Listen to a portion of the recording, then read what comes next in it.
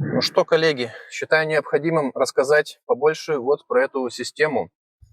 Собственно, дисплей здесь у нас стоит 15,6 дюйма, AMOLED-технология, HD, очень сочный дисплей, очень тут много герц, видимо, наложили, ничего не лагает, нет никаких вот этих дребезжаний. В общем, в целом, сразу скажу, что это, пожалуй, один из самых лучших дисплеев, которые я когда-либо видел в автомобилях. Ну, Huawei как бы разбирается в электронике. Я думаю, они взяли какой-то хороший дисплей, качественный, из своего топового ноутбука и воткнули его сюда.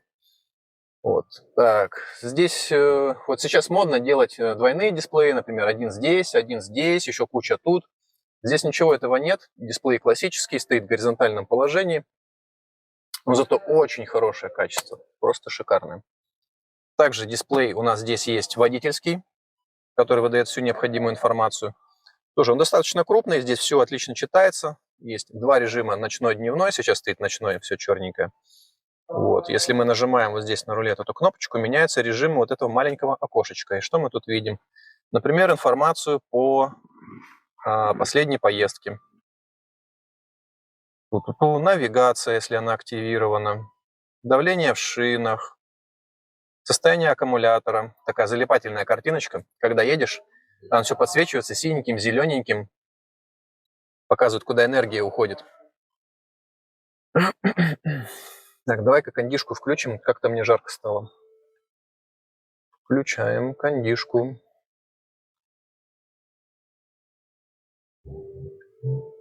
Так, вот я включил навигацию, например. Давай мы нажмем, что мы хотим ехать на автовокзал. Поехали на автовокзал. Так, поехали, да. Возвращаемся на основной экран. То есть на основном экране у нас тут, собственно, разные картинки меняются, можно свои задать. Здесь быстрые ссылки на приложения, которые мы поустанавливали. То есть если мы зайдем в настройки, здесь у нас разные настройки, сейчас мы про них поговорим. Здесь у нас магазин приложений Huawei. То есть система здесь стоит Harmony OS от Huawei. Так как Huawei запретили пользоваться стандартным Android, они его быстренько переделали под себя, назвали Harmony OS. В целом оно даже совместимо с приложениями сторонних разработчиков. Возможно, сюда можно поставить Яндекс.Карты, я еще не пробовал. Но, по крайней мере, китайских приложений здесь как бы море, вот это уже предустановленные. Здесь разные сервисы, виджеты и так далее, которые можно еще накидать на домашний экран. Здесь можно соединиться с Huawei HiCar, если у вас телефон Huawei, и он поддерживает приложение HiCar, можно соединиться. И перекинуть с телефона все приложения, всю навигацию вот сюда. Так, сверху мы можем поднять вот такую шторку, точнее опустить шторку, где у нас разные быстрые клавиши. Они тоже настраиваются, их можно настроить. Здесь у нас, соответственно, уголок для связи. Здесь у нас стоит сейчас симка 4G подключена. Можно подключиться к Wi-Fi. Можно включить-выключить Bluetooth. Здесь у нас можно включить-выключить вот эти вот беспроводные зарядки. Левая-правая по отдельности. Тут у нас камера, которая здесь находится. И вот здесь тоже. Отсюда, соответственно, можно делать записи. Можно смотреть, что уже снято. Так, тут у нас еще мессенджеры. Можно залогиниться под своим аккаунтом, погоду посмотреть. Так, что у нас тут? Снизу, собственно, панель климата. Она снизу находится практически всегда, никуда не исчезает. То есть, если мы хотим открыть все настройки, то есть нажимаем, вот они. Регулируем температуру воздуха слева, справа. Также можно еще регулировать ее вот здесь вот снизу. По-быстрому, если у нас, например, включена навигация, мы можем быстренько отрегулировать температуру вот так. Здесь у нас можно принудительно включить обдув лобового стекла. Здесь у нас управление креслами, подогрев, все 4 сиденья, вентиляция, все 4 сиденья, массаж, все 4 сиденья. И вот это вот включение, собственно, заднего кресла, Relax Mode, Auto Launch Safety Trips. Следите за безопасностью. Так, возвращаемся. То есть настройки кресла можно вызвать со стороны водителя, можно со стороны пассажира. Климат Здесь, собственно, включаем мощность обдува. Здесь мы можем задать разные ароматы, которые у нас там 3. Один такой-сякой. Так. Опять же, заметьте, что дефлекторы здесь вручную не регулируются. Ну почему? Ну почему?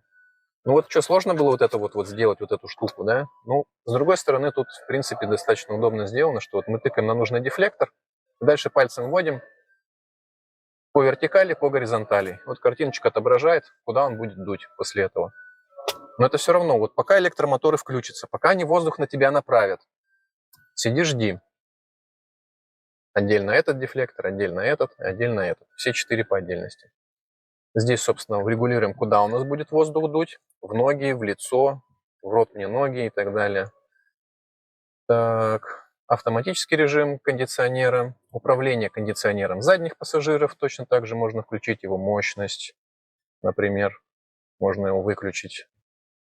И забор воздуха внутри автомобиля, снаружи автомобиля. Причем здесь стоит фильтр, здесь стоит датчик воздуха. Вот показывает PM2,5.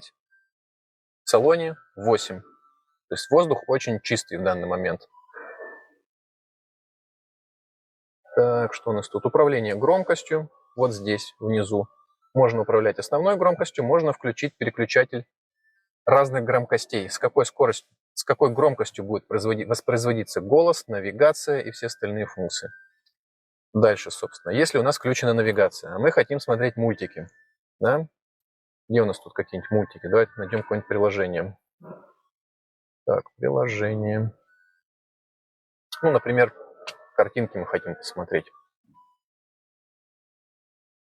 Так, навигация. Мы поехали. Включен режим навигации.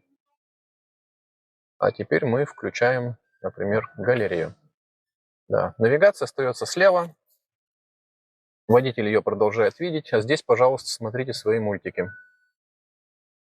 При этом повторю, что звук водителя, звук с навигации дублируется в подголовник водителя. Пассажиры его практически не слышат. Так, дальше. Пробежимся по основной меню, по настройкам, собственно. Так, я уже переключил меню на английский язык. Первая вкладка быстрые кнопки, кнопки быстрого доступа. То есть открываем, закрываем лючки, бензобака, окна, крыша и так далее. Можно регулировать отсюда. И можно задать разные сценарии эксплуатации. Задать... Так, ладно. Locks, автолог.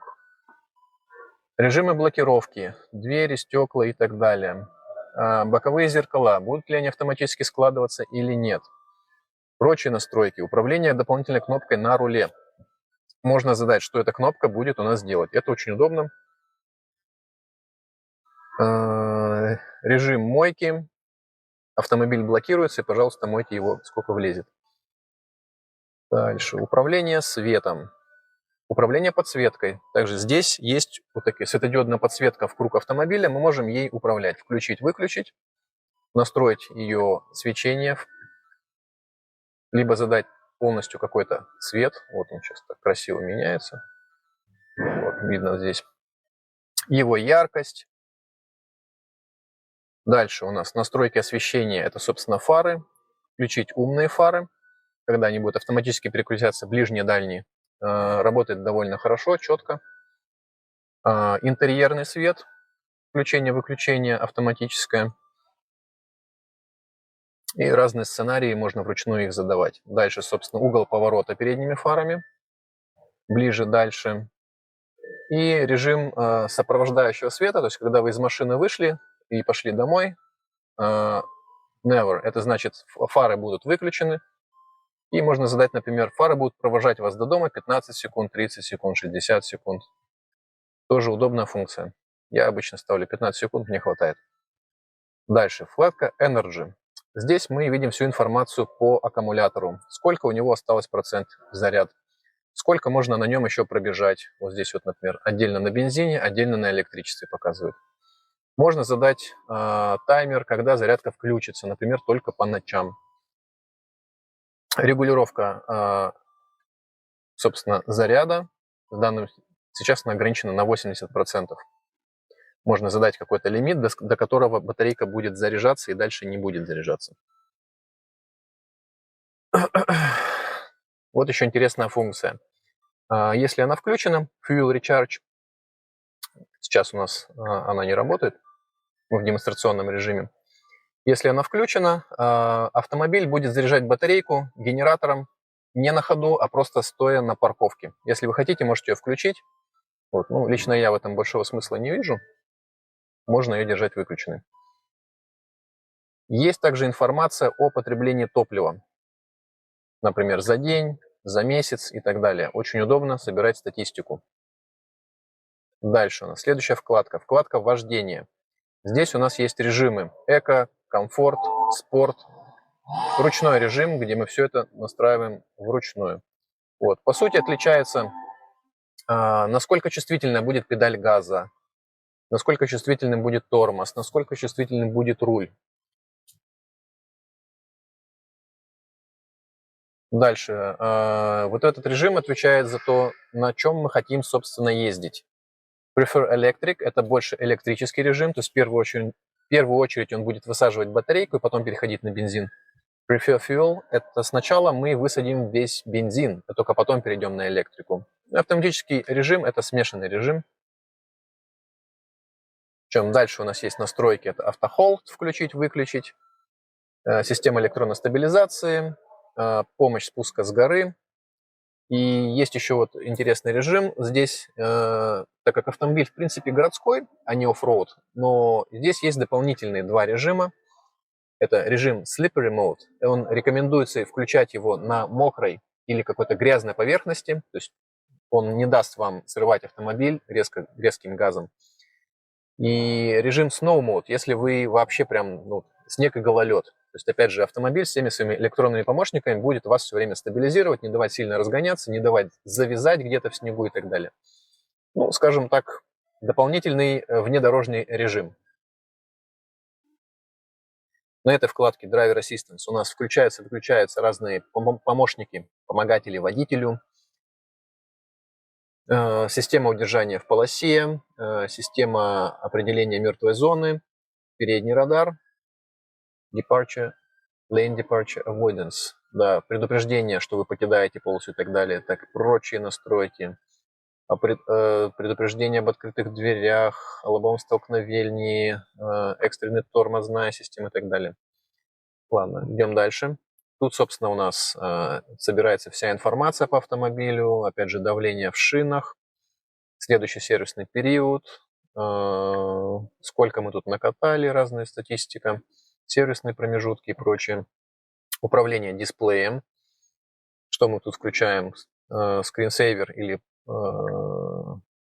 обои, выбираем, какие обои нам нравятся, или даже их из интернета подгружаем.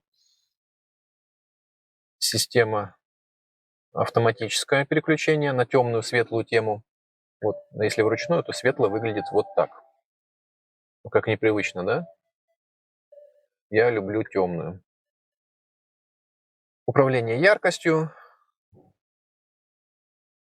Включить-выключить head-up дисплей, проекционный экран. Ну, тут, в общем-то, больше особо ничего интересного нет. Переходим дальше. Bluetooth, Wi-Fi, беспроводная зарядка и прочие соединения. Управление звуком. Это включить или выключить, собственно, вот этот подголовник, который водителю, откуда он будет брать звук. Управление громкостью, управление разными другими громкостями, голосовой помощник, мультимедиа, голосовые вызовы и так далее. Выберем, как он будет у нас, громко или тихо динь-динь-динькать. Screen Torch. Что такое Screen Torch? Кто знает? Screen Touch, это он. Все понятно. Будет ли он делинкать, когда мы когда мы нажимаем на экран? Huawei Assistant – это тот самый голосовой помощник, разные его настройки. В принципе, нам они не пригодятся. И в вкладке «Система» тут, собственно, информация, как на обычном телефоне. Что у нас тут? Harmony OS. Какой Harmony OS? Вот такой.